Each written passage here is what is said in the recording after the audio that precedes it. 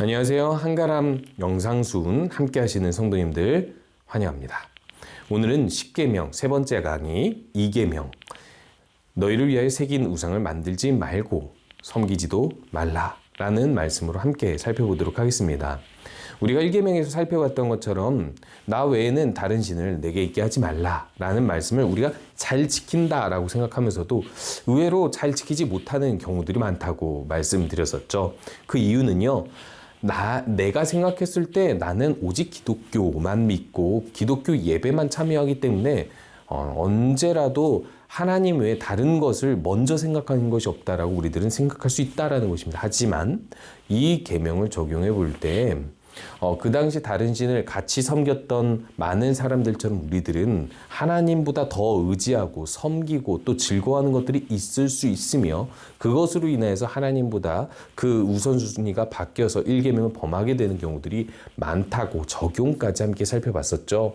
마찬가지입니다. 2계명도 많은 사람들이 간과하는 계명이긴 하는데요. 그 이유가 뭐냐면 나는 하나님 믿고 나서부터 기독교 예배를 드리면서부터 단 한 번도 나는 하나님 외에 다른 우상을 섬긴 적이 없어 라고 생각하거나 1계명을 적용하면서 1계명과 2계명의 그 의미, 다른 신과 우상에 대한 의미를 명확히 구분하지 못해서 난 1계명 다른 신을 섬기지 않으니까 역시 우상도 섬기지 않아 이렇게 가볍게 지나가곤 한다라는 것입니다. 그런데요, 1계명의 다른 신과 2계명의 우상은 전혀 다른 의미고 이 두 가지는 적용 자체가 다릅니다. 다른 신을 하나님 앞에 두지 말라라는 의미와 우상을 만들거나 섬기지 말라라는 의미는 어떻게 보면 비슷하게 한 지점에서 만나는 것 같지만 분명히 구분되는 지점이 있는데, 다른 신은 하나님 외에 다른 것을 하나님 앞에 두고 선택지를 두고 우선한다라는 것이라면 우상이라는 것은 무엇이겠습니까? 우상이라는 것 자체가 어떤 이미지를 이야기하는 거잖아요. 하나님을 다른 이미지로 만들어버리는 것, 혹은 하나님이 아닌 것을 나의 우상처럼 하나님인 것처럼 섬기는 것. 말 그대로 하나님을 변질시켜서 사랑하는 방식이 바뀐 것, 섬기는 방식이 바뀐 것이 바로 우상인 것입니다.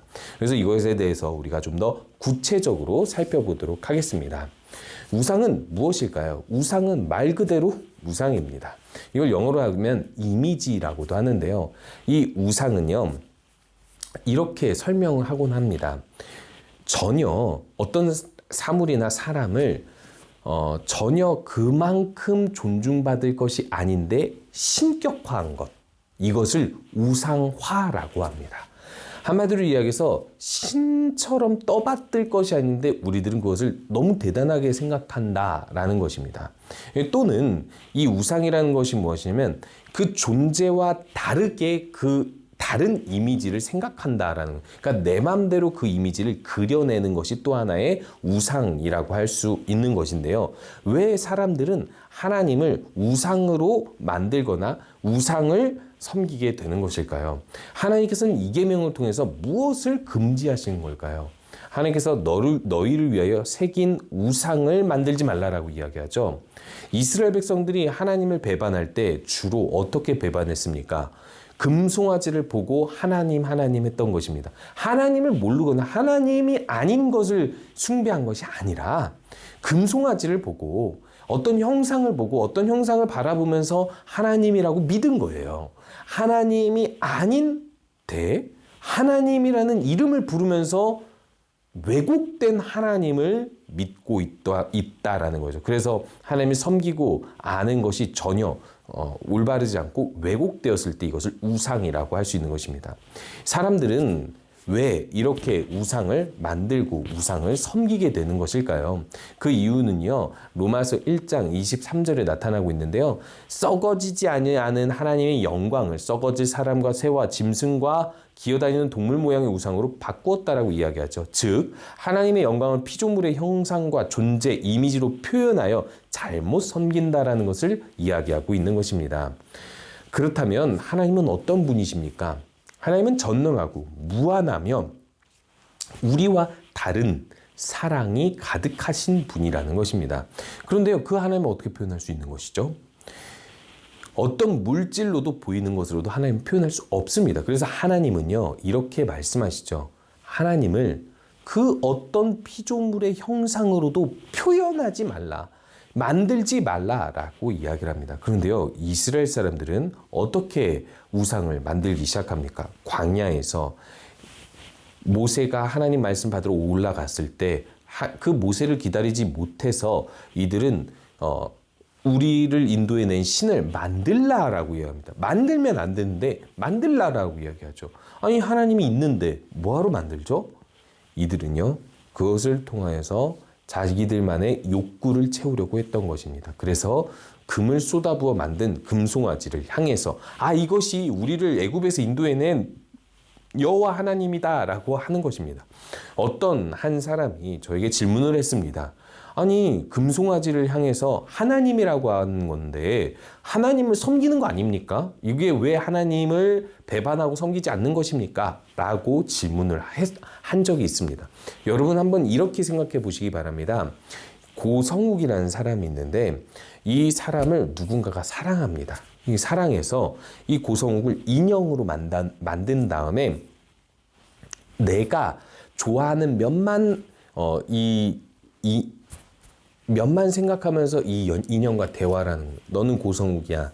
고성욱, 난 너의 이런 점을 좋아해. 넌 항상 이러겠지 하면서 자기만의 대화, 자기만의 관계를 그 인형과 형성하는 겁니다. 근데 진짜 고성욱이 왔더니 내가 생각한 고성욱이 아니야. 저리 가. 해버리는 거예요. 어떤 뜻인지 아시겠습니까? 내가 생각한 고성욱에 대한 내 편한 이미지도를 생각한 다음에 진짜 고성욱은 받아들이지 않는 것.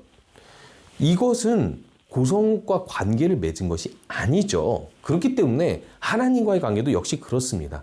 하나님을 믿는다는데 진짜 하나님이 아닌 내 맘대로 하나님 이미지를 그려놓고 어차피 보이지도 않고 들리지도 않으니까 하나님에 대한 이미지를 내 맘대로 그려서 예배하고 섬기는 것, 잘못 예배하고 잘못 섬기는 것, 하나님을 다른 이미지로 바꾸어 버리는 것, 이 모든 것이 우상을 만들고 섬기는 것이라고 이야기하고 있는 것이죠. 그래서요, 결국에는 이 그림에서 살펴보면 알 수 있듯이 이스라엘의 이 금송아지 옆에 있는 여로보암이라는 사람은요, 북이스라엘과 남유다가 나누어지고 나서 이 남유다에 있는 성전으로 많은 이스라엘 사람들이 갈까봐 이 북이스라엘 단과 베델에다가 금송아지를 놓고 이것이 바로 여호와 하나님이다라고 이야기하면서, 그리고 제사장들을 다 바꿔버리고, 그리고 제사 예배하는 날짜까지도 8월 15일로 다 바꿔버린 다음에 북이스라엘의 금송아지를 섬기도록 만들었습니다. 그렇기 때문에 북이스라엘의 멸망 이유는 결국 이것이 근본, 이것을 바꾸지 않았기 때문이라고 하는데요. 그 이유가 무엇입니까? 정치 때문에 그렇습니다. 자신이 원하는 정치, 자신이 가지고 있는 이 세력, 권위를 유지하고자 하나님을 바꾸어 버린 것입니다. 사람들은 왜 하나님을 금송아지로 바꾸려고 하는 것일까요? 그 이유는요, 말도 못하고 듣지도 못할 나의 조종 대상이 되었으면 하기 때문에 그런 것입니다. 하나님은요, 이 우상에 대하여 너희를 위하여 새긴 것이라고 이야기합니다. 하나님을 위해서 하나님을 섬기는 것이 아니라 하나님을 우상으로 만들어서 나를 위해 섬기는 것, 이것이 우상 숭배인 것이죠. 하나님께서는요, 이스라엘의 이른 비와 늦은 비로 이들의 농사를 이렇게 풍성하게 하십니다. 그런데 이른 비와 늦은 비를 기다리지 못하니까 바알과 아세라 신을 섬기게 되는 것이고요. 역시 더 빨리 성공하고 싶고 더 빨리 풍요를 얻고 싶고 더 남들보다 뛰어나고 싶고 많은 자손을 얻기 위해서 다른 신들을 데리고 와서 성전에다가 그 다른 신들을 놓고 섬기게 되는 것입니다. 그렇기 때문에 우상을 만드는 것은 결국 하나님을 전혀 안 섬긴다가 아니라 하나님을 다른 우상으로 바꿔버려서 섬기는 것이라고 할 수 있는 것이죠. 그래서 예배의 방식, 하나님을 잘못 아는 것, 이것이 바로 우상을 만드는 것의 시작이라고 하고 할 수 있는 것이죠. 그렇기 때문에 하나님께서는 더불어서 이사야 1장 13절에서 헛된 재물을 다시 가져오지 말라. 분향은 내가 가증히 여기는 바요 월삭과 안식일과 대회로 모이는 것도 다 그러하니 성회와 아울러 악을 행하는 것을 견디지 못하겠노라라고 말씀하십니다. 왜 이렇게 말씀하시냐면 악을 행하면서 하나님께 예배하면 하나님께서 예배를 받아주실 것이라고 착각하는 거죠. 한마디로 얘기해서 예배할 때는 하나님을 예배합니다 하면서 내 마음을 드리는 척하지만 정작 삶에서는 하나님을 예배하고 싶은 마음이 없기 때문에 삶과 예배가 전혀 달라져서 결국에는 하나님을 기쁘시게 하지 못하는 예배를 드리게 된다라는 거예요. 결국 이것도 역시 삶에서 하나님께서 나를 보고 계시지 않을 거다. 나의 예배를 그냥 내가 삶과 다르게 그냥 지금 이 순간 예배에 집중하기만 하면 받으실 것이다 라고 우리들이 하나님을 잘못 이해하고 있다라는 것입니다. 그래서 이렇게 하나님에 대해서 잘못 예배하는 것이 바로 우상 숭배라고 할 수 있는데요. 그래서 이렇게 우리가 의무와 금지를 나누어 보도록 하겠습니다. 하나님께서 우리에게 요구하신 의무는요, 이 계명을 통해서 요구하신 것은요, 하나님께서 제정하신 방법대로 예배하는 것입니다. 하나님께서 우리에게 예배를 어떻게 제정하셨죠? 하나님을 찬양하게 하고 하나님을 올바로 말씀대로 듣게 하시고, 그리고 또한 하나님 성찬을 통해서 하나님과 교제하며 헌금과 기도 이 모든 것을 통하여서 하나님을 예배하도록, 교회가 예배하도록 제정하신 것이 있죠. 뿐만 아니라 우리의 모든 예배는 누구를 통해서 드려질 수 있습니까? 내가 노력해서 내가 아주 값진 재물을 가지고 온다 해서 예배가 이루어지는 것이 아니라 영과 진리로 예배하는 하나님의 말씀처럼 하나님의 진리 되신 그리스도를 의지하며 나를 대신하여서 죽으시고 나의 모든 죄를 사유신 예수 그리스도의 이름으로 나아갈 때 예배가 받아들여진다는 것을 우리가 믿고 예배해야 된다는 것입니다. 이게 무슨 뜻이냐면요, 예배는 우리의 노력에 의해서 하나님께 받아들여지는 것이 아니라 오로지 예수님께서 우리에게 베푸신 그 은혜를 의지해서 하나님, 나는 자격 없지만, 나는 죄인이지만, 나는 부족하지만 예수님의 이름으로 예수님을 의지하며 주님 앞에 나오니 나의 예배를 받아주옵소서, 이런 마음이 진정한 하나님을 진정으로 이해하고 예배하는 것이라고 할 수 있는 것이죠. 또한 하나님에 대해서 우리가 알 수 있는 방법은 한 가지밖에 없습니다. 하나님이 우리에게 얼굴을 보여주신 것도 아니고 뭔가 우리랑 활동을 같이 하는 것도 아닙니다. 하나님께서는 오히려 말씀을 통해서 자신을 알려주셨는데요. 하나님은 이렇게 일하시고 하나님은 이런 성품을 가지시고 하나님의 바라시는 이것이다라고 말씀을 통해서만 알려주시는 겁니다. 그래서 우리가요, 하나님을 알 방법이 말씀 외에는 없는 거예요. 말씀 외에는 보이지 않는 성령을 통해서 깨닫게 되지만 결국에는 하나님께서 우리에게 알려주신 방법이 말씀인 것입니다. 그래서 말씀을 통해서 하나님을 바르게 알고 예배하는 것, 또한 하나님께서 세우신 교회를 바르게 이해하고 그 교회를 바르게 세워가는 것, 이 모든 것이 하나님을 바르게 예배하는 것이기 때문에 이것이 바로 이 계명을 지키는 이 계명을 통해서 우리에게 요구하시는 의무인 것이죠. 그렇다면 하나님께서 금지하신 것이 무엇이겠습니까?